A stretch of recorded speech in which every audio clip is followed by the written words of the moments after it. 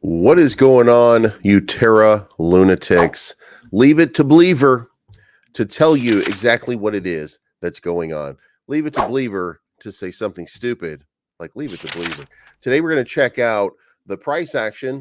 Of course, we take another victory lap because we don't want the price action to dip very much, but if the price action does dip and it creates lower bottoms, then this creates more buy opportunity when Binance burns, then they get more tokens. So this is not financial advice, but I'm always right. I'm trying to put money in your pocket, that crypto wallet, that bing bada bing ching ching big profit.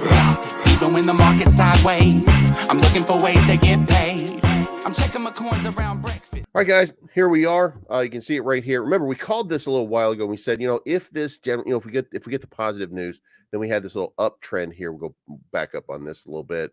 And we had this little thing like if it plays out good, then and Jerome Powell does his thing, and we don't get garbage news from him, and he doesn't act like a total dirtbag, which he did, then we could see that we hit this trend line here, pop out a little bit, test it once, and then we're off to the moon. But we didn't get that, so we got to remove that. Then we got to go back to the original estimate.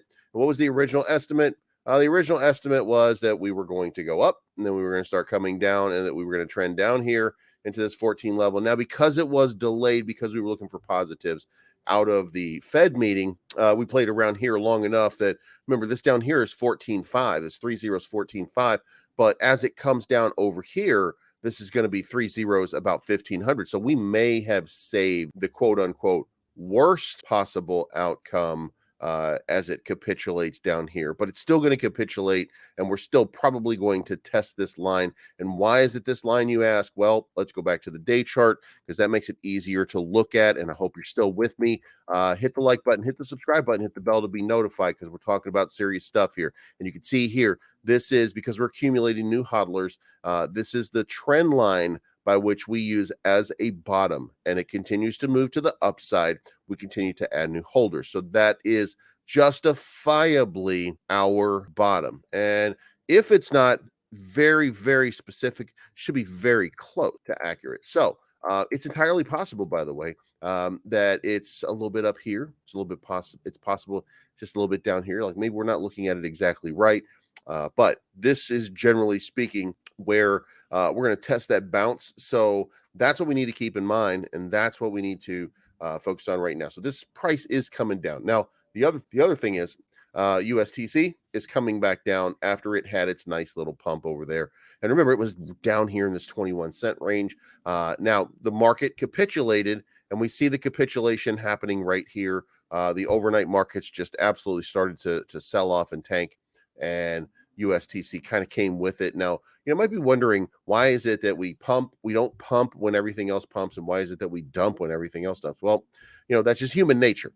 A lot of people are looking to make swing trades and moves on Luna Classic and USTC, and you got to remember, it doesn't all make sense ever.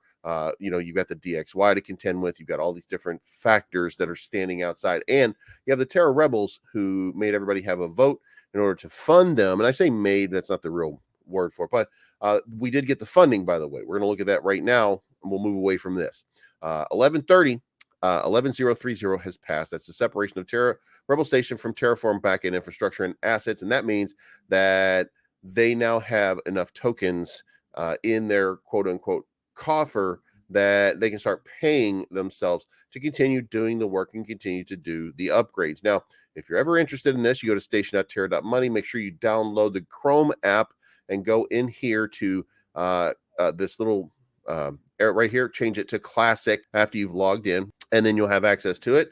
Then, of course, you have your wallet, swaps, stake. You see my stake stays pretty much the same, a little slow right now. I've validated with, let's go look over here. You can see all nodes, Vegas validators, Classic Cryptosphere, and KuCoin. I'm going to pull some of that at some point because I want to start staking with LUNC Live. So I want to do some, at least, staking with LUNC Live. So yeah, that's, So we'll see. We'll see. But let's move on. Not worried about the burns right now. So we're up in volume, 62 million. That's probably because of the sell-off. So, but that is an increase of about 9% in the day. Market cap down below 900, and it's down below $1 billion at 934 million. And this is just kind of where we are. And USTZ, same thing. We're bleeding market cap, bleeding volume. It's just the nature of it right now. So let's move on.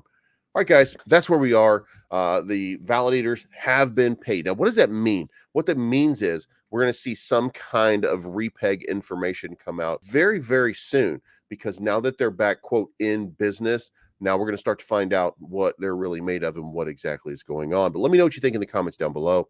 Hit the like button, hit the subscribe button, hit the bell to be notified of future content. This is not financial advice. My name's Bleez. I am always right, and we will talk to you guys again very soon. I'm looking for the good life, good life. Sitting on top of the world, I wanna be shining.